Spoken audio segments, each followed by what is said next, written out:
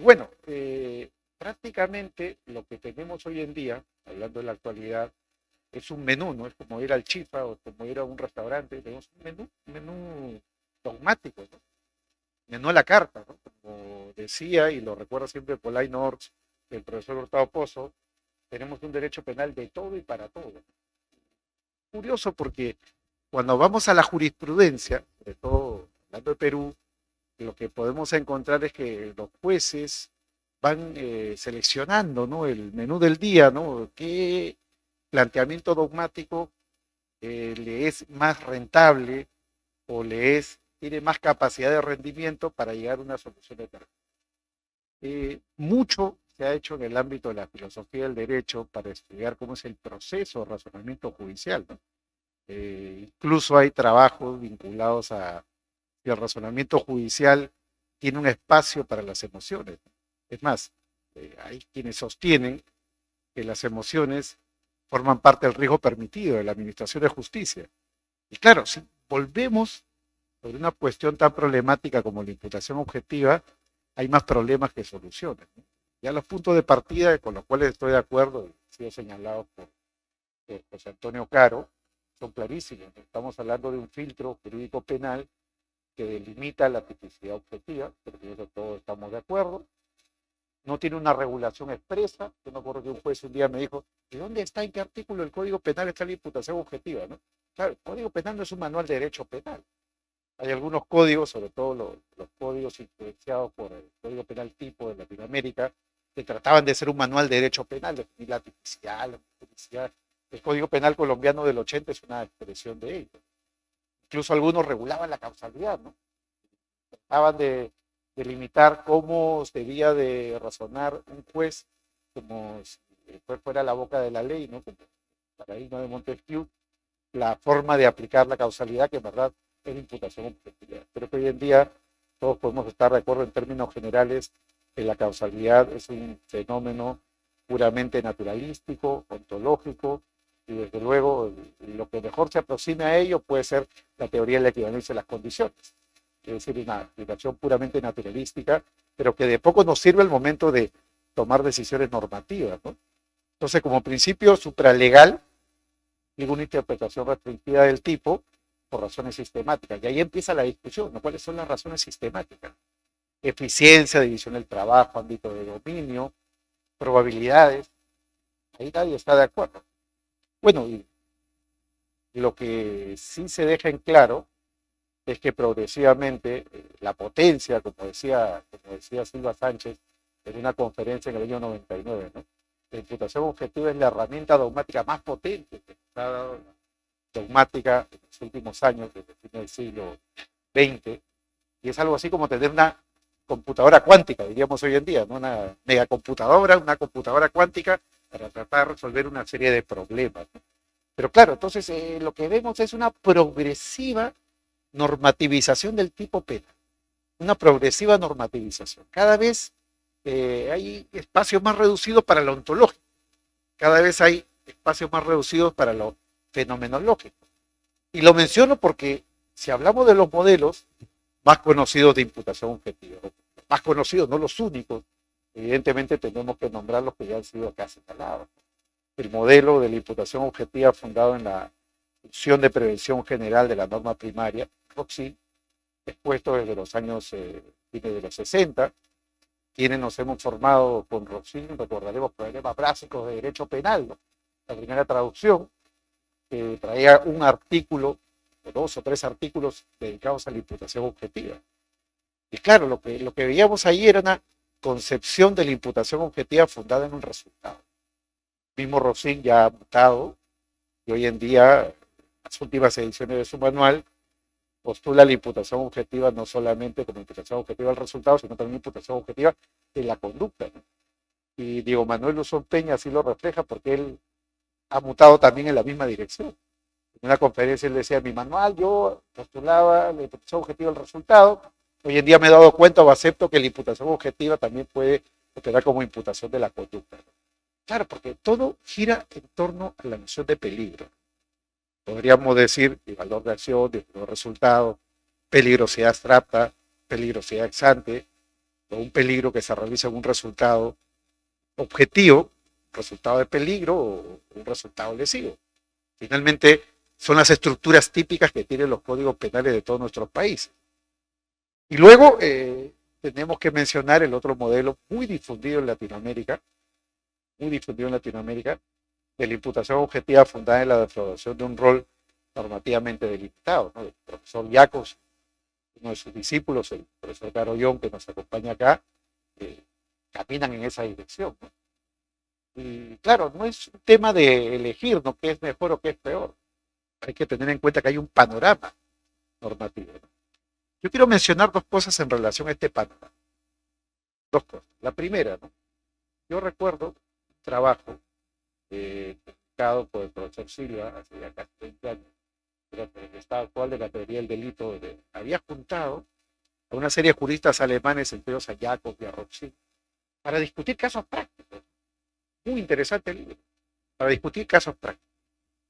Prácticamente lo que yo notaba como estudiante de Derecho Penal era que no había grandes diferencias en la solución de los casos.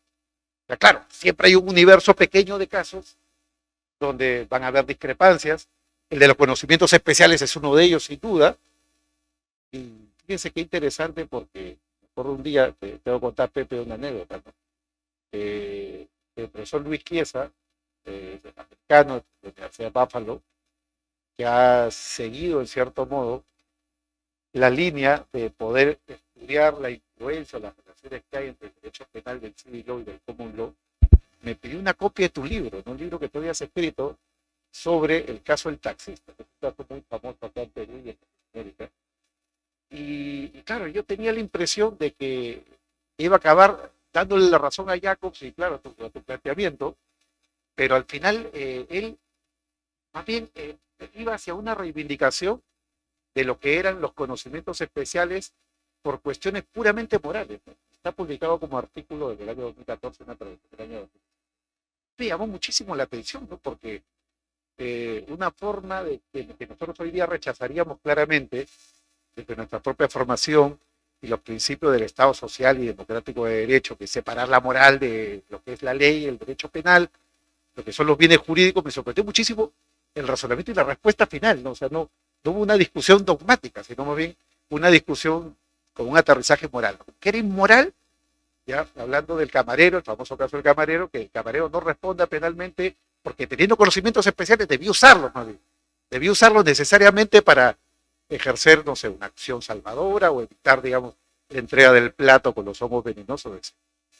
Claro, entonces, esto es algo que se maneja de forma muy diversa, evidentemente según el grado de normativización o según el espacio para estos que hay sesgos que en este tema serían morales para poder sustentar una forma de responsabilidad penal. Bueno, entonces, volviendo sobre el libro famoso, nuestro Estado de la teoría del delito, no había tanta diferencia en la solución de los casos, no había tanta diferencia. Entonces, al final uno se ponía a pensar, claro, tenemos diferentes modelos, diferentes formas de explicar la aplicación de la ley penal, pero no había tanta diferencia. Y lo segundo que hago nota es que el modelo tan adoptado por algunos y criticado por otros del funcionalismo, que ya me refiero, y todo lo que se ha escrito alrededor de ello, tiene un aterrizaje bastante bueno, y lo dice Silva Sánchez en diferentes trabajos, en el ámbito del derecho penal de la empresa. No hay terreno tan funcionalizado como el de la empresa. Cuando uno estudia un MBA, lo primero que aprende es lo peor que puede pasar en la empresa es que dos hagan lo mismo, ¿no? Y lo peor que puede pasar en la empresa es que ninguno haga lo que se tenga que hacer. Es decir, los manuales de división, roles y funciones tratan de cubrir prácticamente todos los espacios de manejo que debe de tener la empresa. Claro, entre ellos los riesgos penales y ahí entraríamos en el compliance.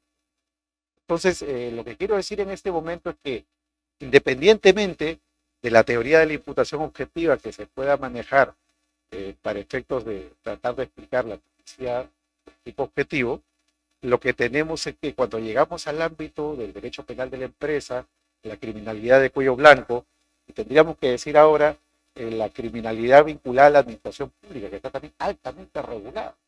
Yo recuerdo en una conferencia el profesor Carollón ponía como ejemplo el caso de Ocitel, ¿no? Un recurso de nulidad, ¿no? Donde se había imputado responsabilidad a una persona que trabajaba en una empresa de telecomunicaciones, cuando la injerencia que él podía tener sobre una persona a la cual le había hecho llegar unas ideas sobre cómo debía regularse algo, no había tenido posibilidad alguna de realización conforme a los roles y funciones que había dentro del propio ámbito de la administración pública. Claro, es una forma de aplicación de la imputación objetiva y la Corte Suprema resolvió cómo tenía que resolver, excluyendo la responsabilidad de empleado de la empresa de telecomunicaciones. Ahora voy a los problemas. ¿Cuáles son los problemas para mí que están sobre la mesa, que desde el punto de vista dogmático todavía no tienen una respuesta clara y que emanan de la imputación objetiva? Primero, ¿no? Esto lo anunció Cancio ya hace casi 20 años, lo objetivo y lo subjetivo de la imputación objetiva. Nos perdemos en un universo de frases, de construcciones casi gramaticales entre lo que significa previsibilidad, previsibilidad objetiva, previsibilidad subjetiva, y entonces tratamos de construir, por ejemplo, modelos de imputación donde para efectos de construir la norma, el deber hacer, el deber omitir, ejercemos o echamos mano de criterios que en apariencia son subjetivos, ¿no? Como por ejemplo el conocimiento o la cognoscibilidad. Incluso, esto es algo que puede estar sobre la discusión para quienes plantean una normativización plena del tipo penal. El mejor ejemplo es el de las conductas neutrales o habituales, y ahí está, digamos, la excepción, ¿no? Ya consciente decía, ¿no? En el caso del taxista generó gran debate, y recuerdo mi colega Percy García le dedicó un trabajo a criticar un poco el fallo, porque decía, claro, hasta qué punto el taxista que había participado transportando unos bienes robados podía apreciar o podía observar que su conducta dejaba de ser una conducta neutral y se convertía en un aporte, un hecho delictivo de un tercero. Claro, más allá de las cuestiones probatorias, más allá de si estaba probado o no estaba probado, lo cierto es de que eso implica ingresar a un terreno que el propio Jacobs ha denominado el sentido del acuerdo. Claro, pero ¿cómo delimitamos el sentido del acuerdo? ¿Cómo el taxista o cómo el que compra un cuchillo en una ferretería, cómo el ferretero que le entrega el cuchillo puede delimitar si ese aporte es un aporte que deja de ser neutral y se convierte en un acto de colaboración al hecho punible de un tercero? Pensemos en el terreno de los profesionales. Acá hay mucha jurisprudencia sobre el tema de abogados, ¿no? Acá tengo una lista que solamente mencionaré rápidamente: el caso de Duan Pasos, el caso Eskenazi, Aurelio Pastor, Gallardo Arciniegas, todos alrededor de poder entender cuáles son los límites del ejercicio de la abogacía frente a un delito tan complejo como el lavado de activos o el blanqueo de capitales. Entonces, ¿cómo delimitamos eso, no? Decía Cancio, aparentemente es echar mano de un criterio subjetivo, porque tenemos que analizar ahí si era cognoscible o no era cognoscible, y en cierto modo tratamos de resolverlo con el concepto de cognoscibilidad objetiva, previsibilidad objetiva. Claro, no vamos a ponernos a pensar en el concreto taxista, ni en el concreto ferretero, ni en el concreto abogado que da un consejo o un desconsejo a su cliente, sino vamos a pensar en un estándar. Vamos a tratar de objetivar eso. Digo esto ¿por qué? Porque esto nos abre a un debate también abierto en torno a la plena objetivación del tipo penal. Ya no hablo de la objetivación del tipo objetivo, sino de la plena objetivación del tipo penal. Porque podríamos irnos a un extremo, al extremo de decir, tenemos un tipo penal objetivo puramente normativo, donde no hay voces comunicantes con los objetivos, porque todo lo vamos a objetivar, incluso la previsibilidad o cognoscibilidad. Pero cuando nos enfrentamos al estudio del tipo subjetivo, también hacemos grandes esfuerzos por objetivarlo.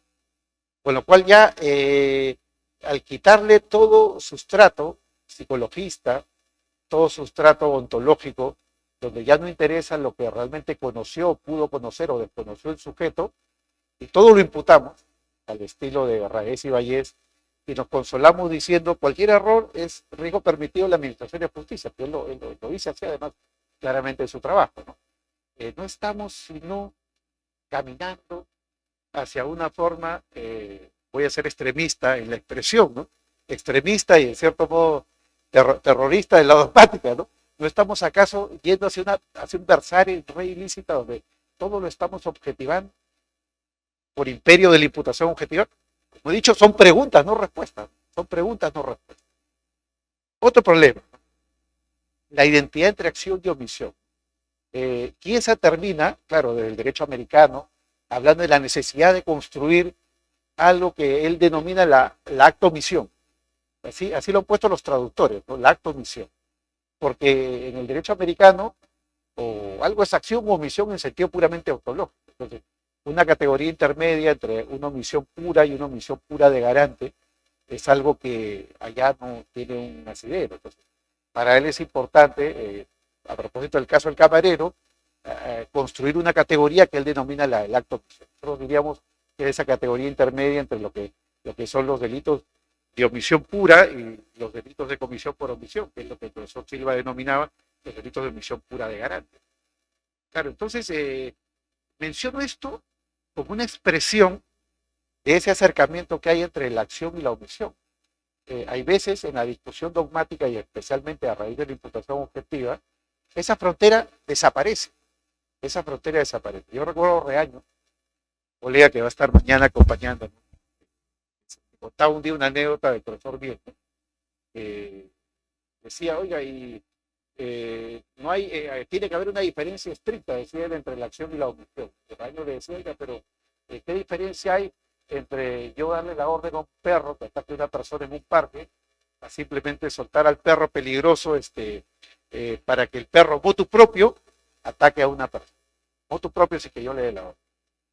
Claro, como el profesor Mira aparentemente no quería discutir esa distinción tan normativa, no distinción, digamos, normativa entre acción y omisión, dijo, muy interesante, sobre todo porque es un perro que piensa en latín, ¿no? Por lo de motu propio, ¿no? Y claro, y con eso omitió un poco la respuesta a la pregunta, ¿no? Porque en verdad está ahí para mí la discusión abierta, y yo creo que estamos en un terreno en el cual prácticamente se difumina la frontera entre la acción y la omisión, porque, y acá voy al otro asunto que quiero tratar, es que el tipo objetivo, por lo menos el tipo objetivo, tiene una identidad estructural entre lo que es la omisión, entre lo que es la comisión y entre lo que puede ser la imprudencia, si es que lo apreciamos desde la perspectiva de la imputación objetiva. Porque al final, si se trata de imputación de la conducta o imputación de un resultado en aquellos delitos que así lo exijan, resultado de peligro, resultado lesivo, evidentemente esto pasa por asumir una categoría muy clara, donde ya no sea tan relevante que es la acción, que es la omisión, que es la imprudencia, porque finalmente la imprudencia podríamos definirla y ahí dependerá de qué estructura de imputación objetiva manejemos, aumento de riesgo, infracción al deber de cuidado, muy bien, riesgo no permitido, ya podemos discutir una cuestión ya de el casillero si queremos, pero no es una cuestión de fondo, el entender de que finalmente una conducta dolosa, una conducta culposa, activa o omisiva, todas ellas implican al final del día un aumento de riesgo, de la creación de un riesgo no permitido. Entonces, estamos caminando a una estructura clínica de tipo penal, son preguntas que ha planteado esas estructuras de la imputación objetiva. Dos temas más, no quiero extenderme mucho en el tiempo. La participación delictiva, ¿no? Algo que le interesa mucho al colega José Caro, porque desde la perspectiva funcionalista, normativista, evidentemente la participación delictiva tiene que ser entendida en clave de imputación objetiva. Esta distinción, por ejemplo, tan famosa que hay entre las conductas que se realizan para el profesor Roxin, ¿no? En el marco de aparatos de poder organizado, lo que para el profesor Diaco significa formas de coautoría, la delimitación no es baladí, no es una distinción superflua, no es una discusión de un orden práctico enorme, y acá lo hemos vivido a propósito del famoso caso del presidente Fujimori, entre otros, ¿no?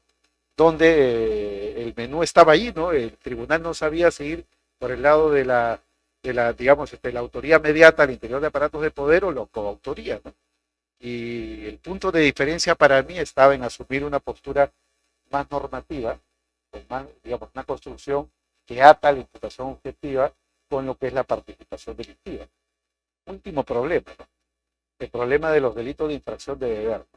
Y acá en Perú es un problema importante, porque acá en Perú, eh, aunque los tribunales defienden, por un lado, la incomunicabilidad, es decir, la incomunicabilidad dentro de lo que es la asesoría limitada, donde el autor transmite al partícipe bien todos los elementos del injusto y todo lo demás es incomunicable. Por un lado se defiende eso en la jurisprudencia y por otro lado lo que se defiende es la unidad del título de imputación. De modo tal de que en delitos, lo ha dicho Julio Rodríguez acá a propósito del tráfico de influencias, pero en delitos, digamos, donde no existe una punición expresa para el individuo o para el particular, para el extrañeus, la jurisprudencia lo contempla así. Un ejemplo es el del peculado. El peculado a favor del tercero. El funcionario público pecula, el funcionario público que tiene bajo administración de bienes del Estado, pecula, pero lo pecula a favor de un tercero. Ese tercero responde o no. Eso que en la jurisprudencia de muchos países está negado, y acá justamente hubo un caso muy famoso, que era el caso de Schutz, y otro que era un caso que intervino el gobierno chileno. El gobierno chileno dijo, para nosotros no, eso no está permitido. Suiza dijo exactamente lo mismo en el caso de Schutz. Pero en el caso de Perú, la jurisprudencia unánimemente, ¿no? Ha dicho eso. Ha dicho de que por un lado es posible hablar de incomunicabilidad y por otro lado es posible hablar de unidad de título de imputación. Y esto es un tema de imputación objetiva. ¿Cuál es la concepción que se tiene en torno a los delitos de infracción de delito? Casos emblemáticos hay muchísimos, no hay tiempo para el recuento. Yo quiero hacer mención a dos temas adicionales. Sobre el tema de la responsabilidad penal de la persona jurídica. En los años 90, fines de los 90, la interpretación que había en España, y menciono para ello a Cáncer Mellado, Bernardo Feijó de las consecuencias accesorias, giraba en torno a criterios de imputación objetiva. Esto de el defecto de organización, esto de la deficiente administración del riesgo, lo decía expresamente Feijó. La imputación objetiva llevado al terreno de lo que decía él prácticamente era así. Si la imputación objetiva es un mecanismo de delimitación o acotación de la responsabilidad penal, con mayor razón decía él, algo así como la tesis de la mayoris ad minus, que puede lo más, puede lo menos, si con esto se puede imputar pena, con esto también debiera poderse imputar una consecuencia accesoria, que es algo menos que una pena. Bueno, y esto es algo que imperaba en Perú. Imperaba en Perú, fue recogido como tal en el acuerdo plenario 7 del año 2009, y hay una casación, la menciono porque vale la pena, de tantas que hay, la 864-2017, donde la Corte Suprema dice expresamente que los programas de cumplimiento, tanto en el ámbito de lo que pueda significar una consecuencia accesoria como la actual ley 3424, debe leerse en clave de programas de cumplimiento. Clave de programas de cumplimiento y por lo tanto bajo los criterios de efecto organizativo, que es lo que había planteado el profesor Tide. Último aterrizaje, porque no hay tiempo, procesal. Con esto acabo. Procesal. ¿Tiene la imputación objetiva alguna influencia en el terreno del derecho procesal? La primera vez que escuché esto fue en Alemania, hace como 20 años atrás. Me pareció súper raro y súper extraño, pero hoy en día parece tener más forma a raíz de los casos que uno pueda conocer. Por ejemplo, ¿no? La prueba ilícita obtenida por funcionarios públicos, la famosa teoría del descubrimiento inevitable. Muy bien, funcionario público, muy bien, con una orden judicial, buscando algo, encuentra otra cosa. Esto es parte del riesgo permitido de la administración de justicia. Segundo ejemplo, la prueba ilícita obtenida por particulares. Una casación de la Corte Suprema Peruana ha dicho que las grabaciones entre privados está permitida, y está lo que es ilícito, en base a algo que denomina la teoría del riesgo.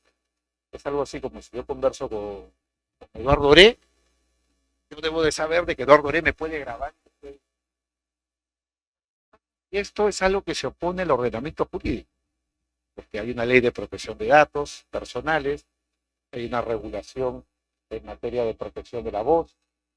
Esto es algo que debe de tolerarse. Yo creo que la clave nuevamente es que son objetivos, porque hay un bagaje y una estructura ya creada para delimitar lo que es riesgo permitido, para saber si esto es algo aceptable o no en ese terreno.